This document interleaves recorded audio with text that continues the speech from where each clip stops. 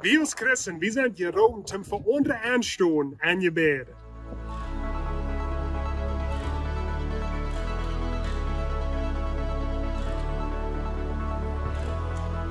Zondag had we Pastor Ruben Dick van Bloemendaal voor ons geheim en ons dienen met de boodschap. Hij heeft die boodschap en toe en Jezus zijn naam. En dan zijn thema weer bed voor anderen. En we krijgen dus een thema riet van 1 Timotheus 2 vers 1. Het zegt eerstens, roer ik je nu, bid dat je dringend beden. Bid ook voor anderen en dankt voor alle mensen.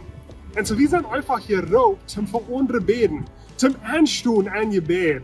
En we zien dat de Heilige Geest dit aanstaan voor ons. We lezen in de Bijbel dat de Heilige Geest dit aanstaan voor onze gebeden tussen ons en God. Wenn wir vielleicht nicht die Wierde haben, wo uns fehlen, wir können nicht erklären, wo wir uns fehlen. Der Heilige Geist steht einfach an und betet an uns so für Gott. Und so kriegt es der Heilige Geist anstehen für uns. Wir sind gerufen zum Anstehen an die Gebet für andere Menschen.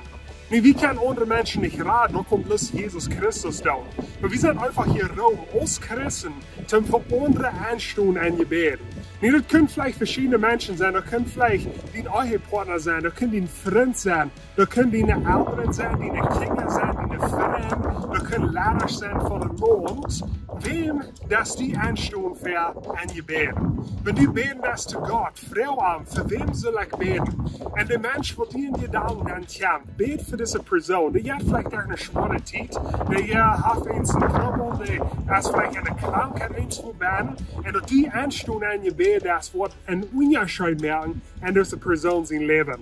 Und so wir sind hier noch einmal hängen, wie es ein fair Bild, was ich immer habe in meinem Leben, das ist meine Oma. Dann immer für mich beten, wenn ich nicht so hängen, wie es wie auf der Rasen. Und so seht ihr Anstehen für ihr Beten, wenn ihr ein Team, wo das schwierig ist, und dann doch ich an, dass hey, meine Großmama, meine Oma, die das Anstehen für ihr Beten, an ihr Beten durch in meinem Leben. Und so dass wir einmal denken, wo mich Kraft bringt, wenn ich wüsste, dass andere anstehen für mich in Gebet, und nu will ich auch die Person sein, die für andere anstehen darf. So ich will die Leute sprechen. Wer berührt zu Gott Frau, wem die groß anstehen für ein Gebet. Und wenn wir alle taub und das bossen. Wenn ihr das Video gleich wollt, like noch dran auf Facebook, subscribe noch dran auf YouTube, checkt das Video ran mit Ihren Freunden und Familie, und wir sehen uns nächste Woche.